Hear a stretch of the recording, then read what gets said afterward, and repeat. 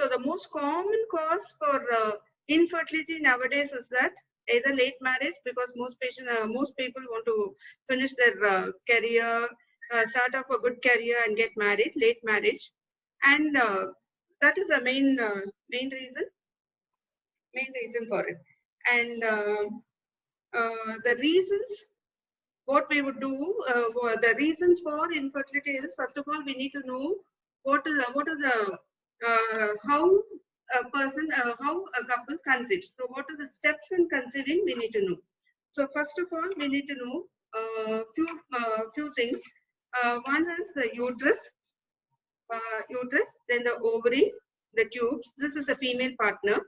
So there can be problems in the ovulation, there can be problems in the tube, there can be problems in the uterus problems, and there can be some other unexplained factors may be there, and of course the male factor. So these are all the most common causes of infertility. So we need to take individual factors and decide on how to go about for each factor. So most common ones is, first of all, when you come to the clinic, what would happen is we would be taking a very good history for both male partner, both for the female partner, and all the other things like how a sexual history has been going on, the duration, the menstrual pattern, the surgical, any other surgical history or anything. So the history taking would take at least about 15 to 20 minutes. So be prepared to know all about your menstrual pattern and if you've had any surgeries.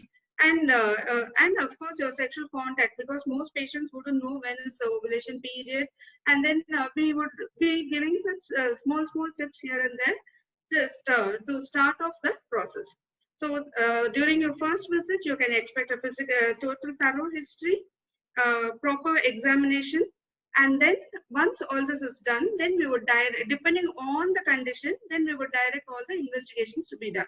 So as soon as you come, don't expect the pregnancy to become positive, because we need a lot of investigations, and the investigations would be directed according to the problems. So the most common things is, first of all, we need to know the egg has to be produced. The steps of conceiving are, the eggs have to be produced, and once the eggs rupture, the eggs have to reach the uterus through the tubes. So the tubes have to be intact. There should not be any tubal damage. And then the uterus has to be normal. There should not be any anomalies in the uterus. And then, of course, the male sample has to be obtained.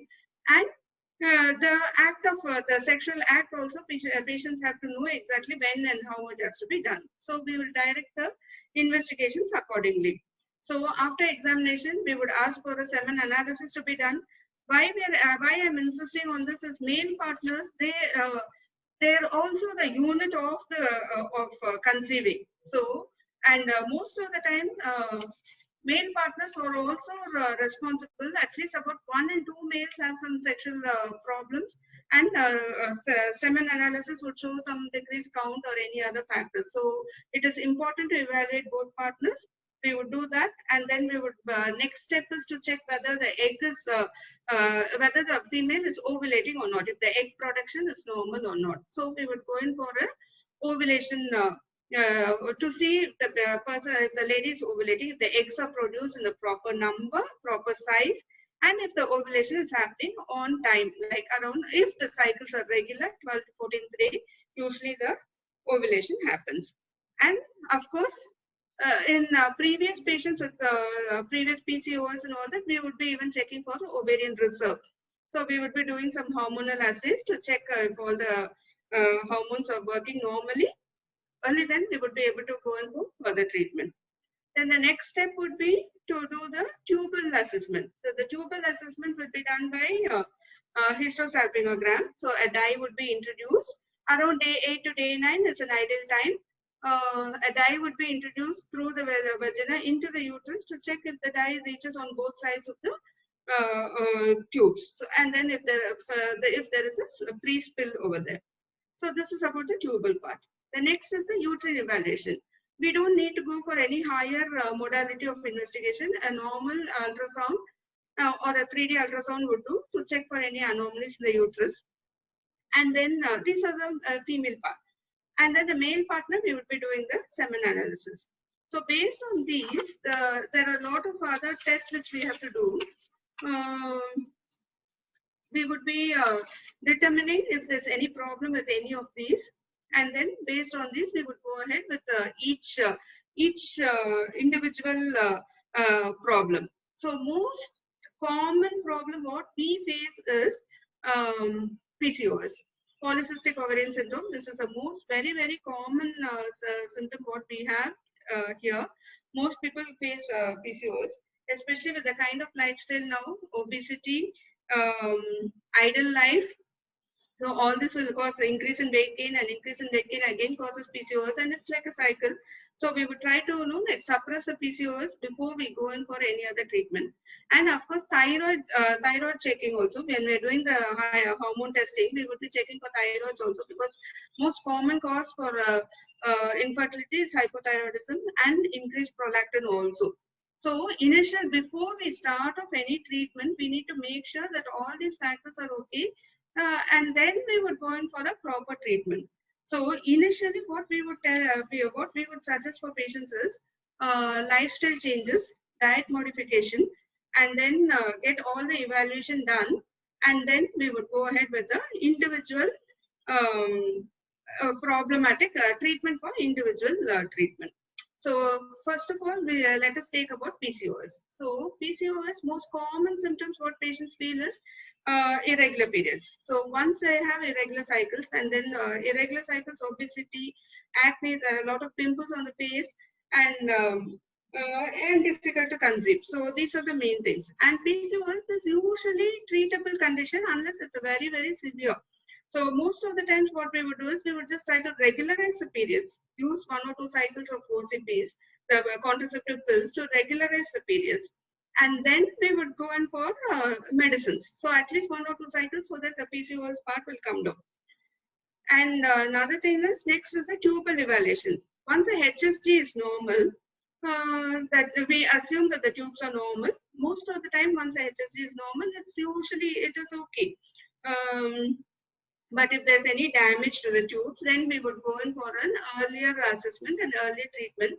In case there's a single side tubal blockage, then we would give tablets for ovulation induction, and then we would try to see if the egg is growing on the other side, where the tube where it is not blocked. So we would go in for such treatment. And if both tubes are blocked, there's no point continuing any other further treatment, because the eggs are not going to reach the uterus. So in that case, we would advise for IVF accordingly. So each individual management is important. And if next is the uterine component. When we look at the uterine component, if there's any small overgrowth like septum and all that, then we would need a laparoscopy to remove the septum, and then wait for 1 or 2 cycles for the septum. Once we do the operation to heal, and then we would start off the treatment. So it just goes individually. And then of course we need to talk about the male partner also. So we just check thoroughly for the semen analysis. We look for the volume. We look for the sperm concentration, sperm count, and the motility. That is also important. And then based on that, we would suggest whether a patient would need any urologist review, or if just some little bit of lifestyle modifications like stop smoking, alcohol, and then try to reduce weight if the patient is diabetic, to control the sugars. And then in case it's necessary, if there is varicocele or something like that, then the male partner would need a surgery, like in case of varicocele. Otherwise, most of the time, I think it should be okay with little bit of lifestyle modifications and few hormone support. The count should increase to some extent. We can just wait and watch after about 1 or 2 cycles, 2 months, and then we can repeat the sample, and then we can go about how to know, like whether the sample is enough to have a normal pregnancy or not. So these are all about the tests what we do. So usually when you come for the first visit, we do a lot of tests. Couples feel, no, like we are spending so much, we are not getting pregnant. So initial tests are not for pregnancy, it's just for initial evaluation. Once the evaluation is done, then we start off the treatment accordingly. So the treatment varies for a lot of each symptom, it varies. So I think we'll just go ahead with the questions. We had a lot of questions. I've got a list of questions. we'll go ahead with that, and then we'll see how we answer each question. So from the questions what I got nearly 40 to 50 questions. I will just go ahead. Most of it I think I've answered in this. I have told you what is infertility, then how common. It's only about 10 to 15% of the couples will need treatment, and should she. And there was one person which stated only should females alone be evaluated. No, we treat couple as one unit. And when to see a doctor, as I told you, about 70 to 80% of the patients they conceive within 1 year of marriage. So I think it's advisable to wait for at least about 1 year after marriage, 1 year of regular unprotected sex, because some people do have like they use contraception for the first few months or few years, like, and then they just start planning only for 1 or 2 months. And once they don't conceive, they think it's not right, and then they come over. So from the time of regular unprotected sexual contact, at least you need to give a time of at least about 1 year. Then when to see a doctor, that's what I told. Then impact of age, of course. This 1 year question comes only for those who are having regular contact. We do have little bit of changes for this 1 year thing for patients who are aged over 35 years. And if they already have some previous problems that they've evaluated for PCOS, or any tubal issues, or any infections, or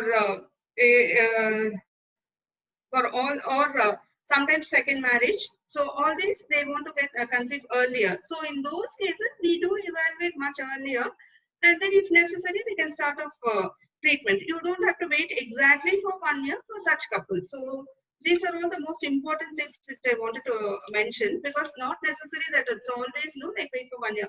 Certain restrictions, certain changes we do we can accommodate. And then that is about the impact of age and other social circumstances. Then impact of weight was one more question which I wanted. Of course, obesity affects the ovulation. So it's always better to maintain a healthy lifestyle. Reduce weight if you're overweight. Reduce weight just before planning for pregnancy. And even if you do not reduce weight, at least you need to have an active life, indulge in some sort of exercises to keep yourself active and mobile. And other questions are how do we check for pregnancy at home was one of the questions. So there are a lot of pregnancy kits, good branded pregnancy kits available in the market. 1 or 2 days of missed cycles, I think if your cycles are regular, 1 or 2 days of missed periods, I think you should be able to use the urine pregnancy kit at home. Very easy. You don't need a big equipment or anything. You just need a few drops of urine to check for the urine pregnancy test. And I'm just answering most of your questions which I got. If there's anything, then you can just include in your chat, or we can just go ahead accordingly. Then lifespan, people had asked about lifespan of about the ovum and the sperm. Usually once the egg is released, it reaches the uterus, and once the egg is released, the lifespan of your egg is about 24 hours. And lifespan of sperm is about 4 to 5 days. So that is the time when we usually advise a couples for to know about the ovulation time. And not everyone can go in for a scan to check if the ovulation has occurred or not. And during the first few weeks, first few months of marriage, you don't need to go on checking for ovulation, like checking on the scan and all that. There are a lot of ovulation kits also available, similar to the urine pregnancy kits. And you can use those ovulation kits from around 11th day, 12th day till 14th day, and then you know exactly when the ovulation has happened. So that is all about the ovulation thing. And plenty of questions on PCOS. One, PCOS, 10 to 15% of the females suffer from PCOS. And most common symptoms I have told you: irregular cycles, too much of hair growth, acne, hair loss also, hair growth on the facial, and hair loss maybe because of the male component, testosterone component, increased weight gain. And it also affects the other things like if the patient is already diabetic or hypertensive, it aggravates the condition. PCOS will aggravate the condition. So, and few questions were like if normal pregnancy is possible, natural pregnancy is possible with PCOS. Yes, it is possible with few lifestyle changes. And for few people with just a basic little bit of hormone support, I think ovulation induction drugs, people do conceive. So it is a misconception that once you have PCOS, you have to go in for IVF. No, that is not true. You can still have a natural pregnancy. And miscarriage rate, of course, to some extent, once you conceive, I think it should be okay. But the miscarriage rate also slightly increases. And then, so, in these kind of patients, PCOS, we just give some, like added minerals and some myoinositol, some basic things to do about. And at least 2 cycles, we'll try to give a natural, we can try natural cycles with just ovulation induction drugs alone. Then 2 to 3 cycles, we can go in for IUI, that is after injections. We just check for the rupture of the egg, ovum rupture, and then we introduce the husband sample, give it in the lab, get it to a concentrated form, and then we introduce directly, like 10 to 20% increased chances of getting pregnant. So at least about 3 cycles of IUI can be tried. And if all these fails, then we can go in for laparoscopy, and then we can decide whether IVF is necessary or not. IVF is only the last resort. You don't have to go in for IVF as soon as you know that you have PCOS. It's not necessary to go in for IVF. So basic things, at least few months of normal trial of normal conception, IUI, and then if things don't work, then you can think in terms of IVF. Then other questions are based on the endometriotic cyst. Endometriotic cyst is the next common problem with women. Endometriotic cyst is also known as chocolate cyst. It's mainly hormonal. And usually endometriotic cyst, small endometriotic cyst, usually 1 or 2 cycles of suppression, it comes down to some extent, and then you can conceive naturally. But if the cysts are big enough, and then what happens is it just gets adhered to the uterus, and then the motility of the tubes and everything can be altered. So if the cyst size is big enough, I think you would need a laparoscopy to remove the cyst and to assess how the ovaries are. Because once you remove a huge cyst, the ovary itself will not be the normal volume of ovary would come down. So we need to assess during laparoscopy how the ovaries are. And then we need to see if it's a huge cyst and if there are a lot of adhesions, I think IVF would be a better option. But if it's a small cyst, once we do a laparoscopy and get it removed, within the next few cycles, if we can try for ovulation induction IUI, I think it should work out much better.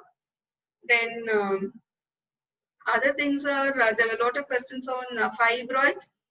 Most women have fibroids. They go undetected unless you go in for scans. So small fibroids which do not affect the inner lining of the uterus, if it does not involve the cavity of the uterus, should not have a problem. Even some major big fibroids which is completely away from the uterus should not cause much of a problem for conceiving. And very few fibroids which are very close to the cavity, and then if it's affecting the pregnancy cavity, the endometrial cavity, those kind of fibroids will need surgery to remove only that part of the fibroid. So that is about the fibroid part. So these are all the basic questions which I got. And irregular periods, that is the most common question. I'm just looking at the chat and answering. Irregular periods, 40 to 60 days, how to calculate ovulation date. It is a little bit difficult. Because first of all, we need to regularize your period before you plan for pregnancy. It becomes much easier to regularize and then to check for the ovulation date. 40 to 60 days, we cannot go on checking every day when the ovulation will happen, because anytime it can happen between 20 to 25 days. Or sometimes the periods can become regular and it can happen during 13th day, 14th day also. So it's really difficult to calculate the ovulation date. If your periods are very much irregular, around 40 to 60 days, I think it would be better for you to regularize at least 1 or 2 cycles, and then you can plan for the pregnancy. Then impact of negative blood group. See, negative blood group and conceiving should not be a problem. There's usually not much of a problem. And second pregnancy, and if the husband's blood group is also negative, there should not be any problem at all. And first pregnancy should not cause any problem. Second pregnancy, I think we would need more of investigations and to check if there's any anti-D and all that. So pregnancy and conceiving part and the negative blood group should not be of much of a problem. Then there's one question on should laparoscopy done to remove the cyst? It depends on what kind of cyst it is. If it's endometriotic cyst and if it's a huge one, I think we would prefer to do a laparoscopy. But if it's a small one, we could just leave it. If it's a hemorrhagic cyst, there's something called hemorrhagic cyst. It just happens because during every cycle the eggs will be released, and that eggs will it will not resolve properly, and then it just stays. It gets retained. In those cases, we don't need a laparoscopy for a hemorrhagic cyst because usually within 2 to 3 cycles it resolves.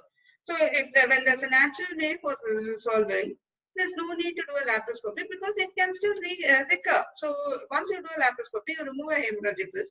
What are we going to do about it? We are not going to do anything because next 2 to 3 cycles it can still recur. So we cannot go on doing laparoscopy again and again.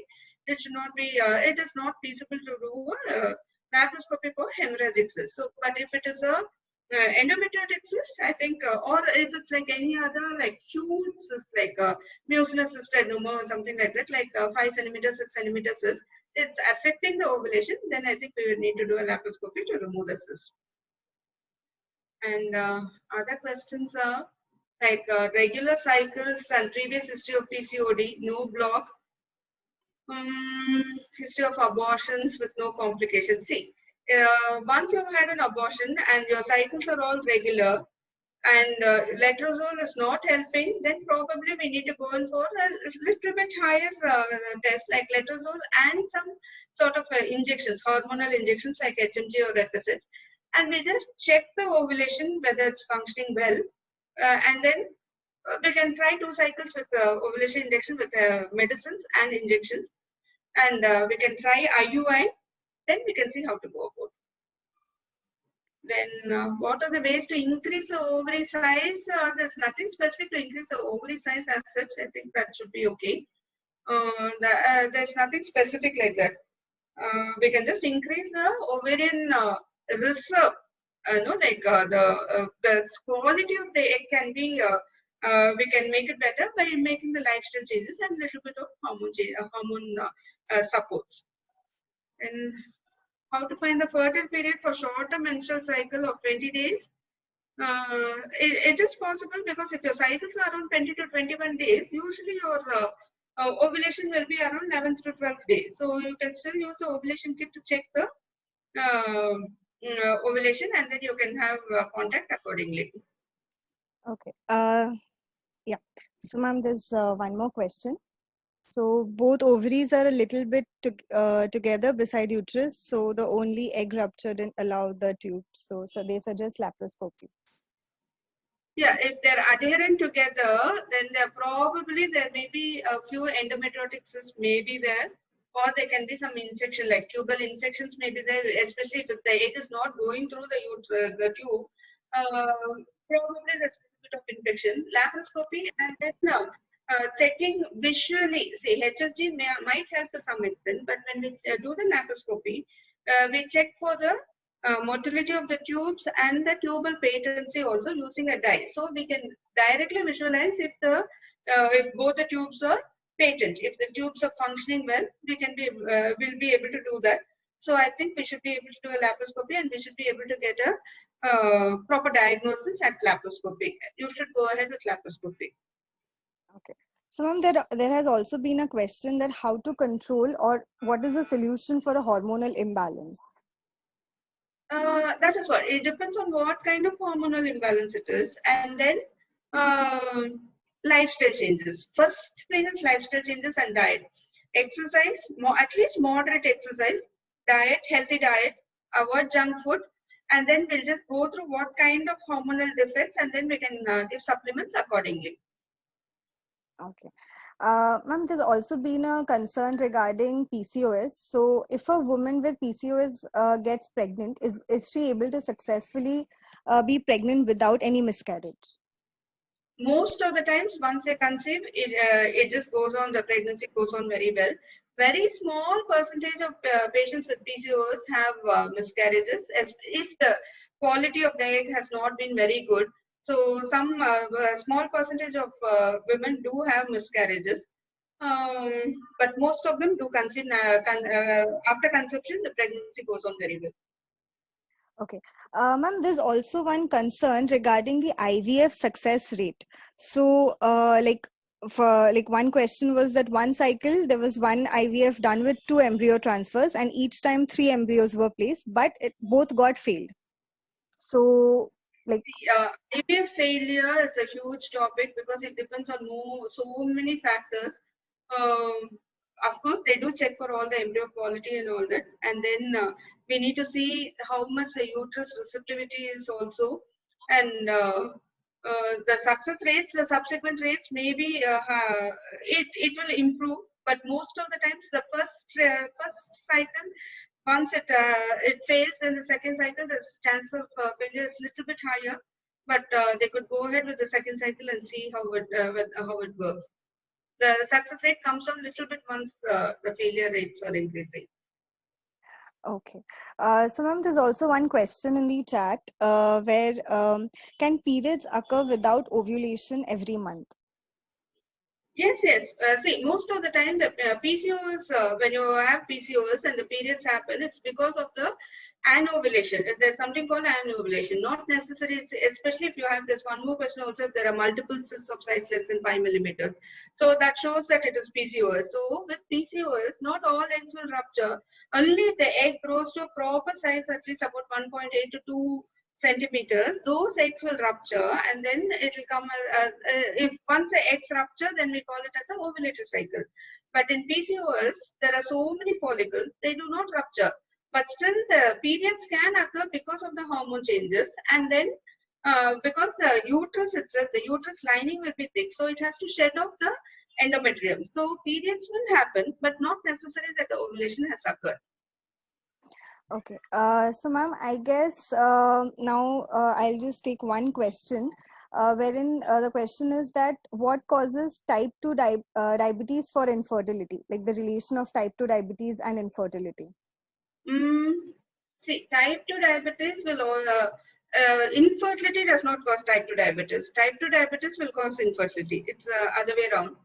And type 2 diabetes will affect all the other overall metabolic activity in a female, and then it can affect the ovulation, and it can cause PCOS also. So unless, and another thing is with type 2 diabetes, if it's not well controlled and patients do conceive, if the HbA1c is very high, if it's about 7, 8 and all that, and patients do conceive, once the conception happens, the anomalies rate, like the problems with babies, the rate is much higher as the HbA1c keeps going higher if it's not controlled.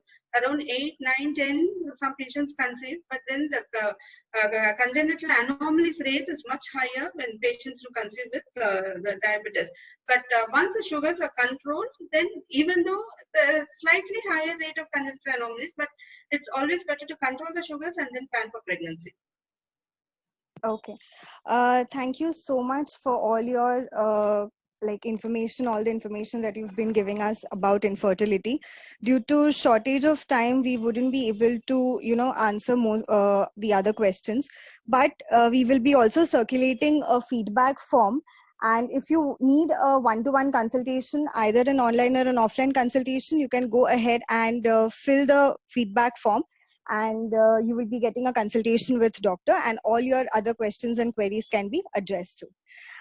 So I thank you very much, ma'am, for this wonderful informative session, and thank you all participants for joining the webinar. So yeah, okay, thank you.